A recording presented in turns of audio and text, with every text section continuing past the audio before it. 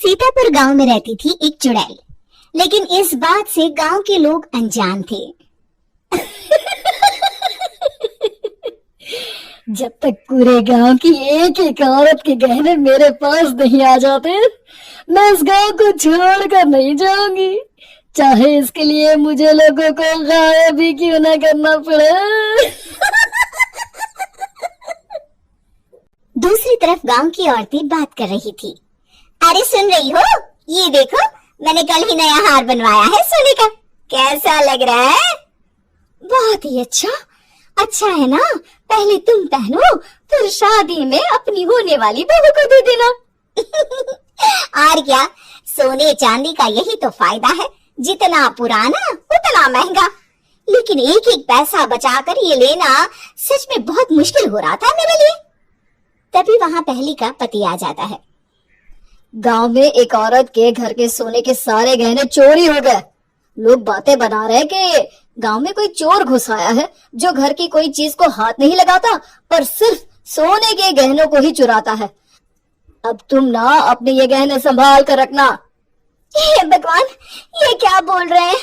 ये तो वही बात हो गई कि गांव बसाने ही और लुटेरे पहले आ गए। दूसरी तरफ गांव के ही एक घर में रंजना रहती थी। उसके पति का गांव में चाउमीन का ठेला था। एक दिन उसके घर में एक औरत आती है। अरे रंजना, तू गांव में नहीं है तो सोचा तुम्हें बता दूं। गांव में बात चल रही है कि गांव में एक चोर घुस आया है जो घरों के सोने के गहने चुरा लेता है।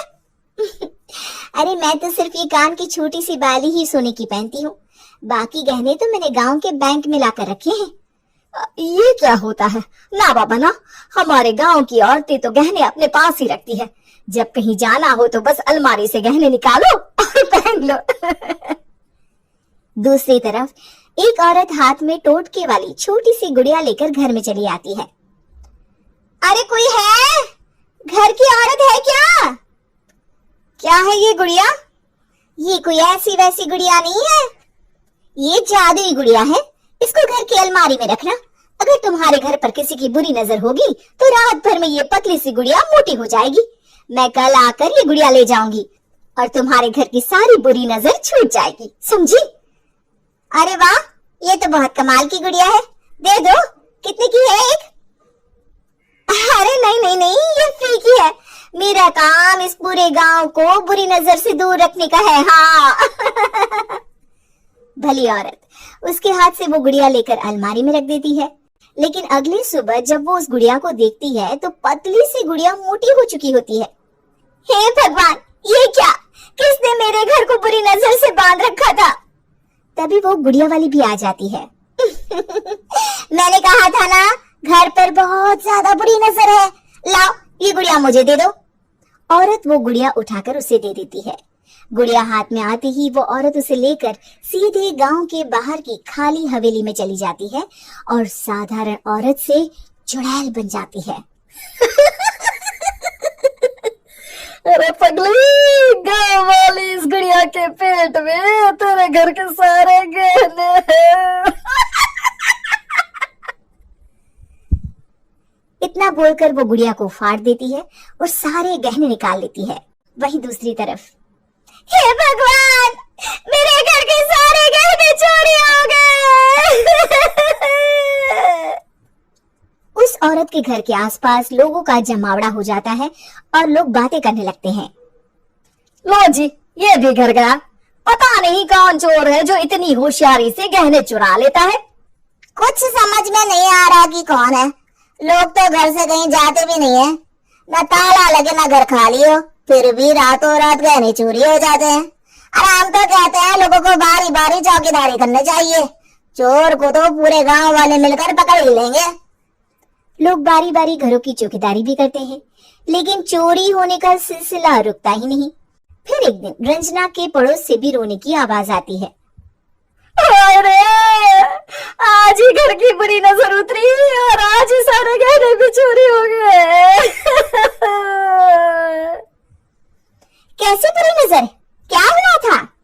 तभी वहां उस औरत का पति भी आ जाता है जिसके घर में गहनों की चोरी हुई थी। हाँ, मेरी बीवी ने भी किसी गुड़िया को घर में बुरी नजर उतारने के लिए रखा था, लेकिन अगले दिन गहने चोरी हो गए। अब रंजना को कुछ कुछ बात समझ में आ जाती है।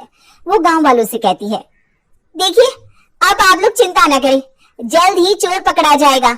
उस नजर उतारने वाली गुड़िया को आज मेरे घर कोई भेज देना। फिर क्या था, चुड़ैल को लोग रंजना के घर भेजते हैं। पहली बार देखा है कोई खुद लुटने को तैयार बैठा है। तो तू है जिसे घर की बुरी नजर उतारनी है? ये ले गुड़िया, ये सुबह तक मोटी हो गई तो समझो तुमको और तुम्हारे घर वालों को नजर लगी है। हाँ हाँ, मैंने काफी सुना है। तुम ये गुड़िया मेरे घर छोड़ देना। अरे क्यों नहीं, कल सुबह आऊंगी जब गुड़िया तुम्हारे घर की सारी बुरी नजर लेकर मोटी हो जाएगी, ठीक है? अब क्या था, रात को रंजना ने पूरी नजर गुड़िया पर रखी। वो अपने पति और गांव के कुछ लोगों को घर की खिड़की से घर के अंदर नजर रखने को कह देती है, और फिर जो नजारा सब देखते हैं वो हैरान करने वाला होता है। गुड़िया धीरे से अलमारी खोलकर बाहर आती है। अलमारी के सारे गहने लेकर घर में जहां जहां गहने होते हैं वो लेकर अपने मुंह से खा जाती है। वो जितने गहने खाती उतनी ही मोटी हो जाती और फिर अलमारी में बंद हो जाती है। गांव वाले डर के मारे वहीं बेहोश हो जाते हैं। लेकिन सुबह जब वो औरत गुड़िया लेने आती है, रंजना उसका सामना करती है। ये देखो, गुड़िया कितनी मोटी हो गई है। लगता है मेरे घर में बहुत लोगों की नजर लगी है। लाला, ये गुड़िया मुझे दे दे। अरे बहुत कीमती गुड़िया है ये। तेरे घर की सारी बुरी नजर मैं गांव के बाहर वाली हवेली में फेंक आती हूँ।